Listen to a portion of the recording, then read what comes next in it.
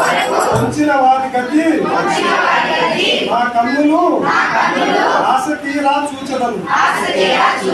నాకు విరోధముగా లేచిన దుష్టులకు సంభవించినది నా చెవులకు వినబడేను.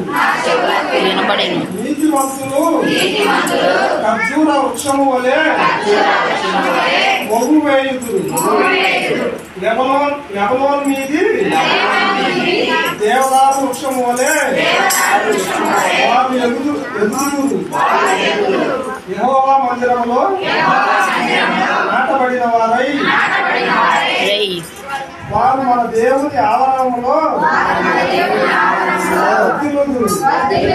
నాకు ఆశ్రయదుర్గమైన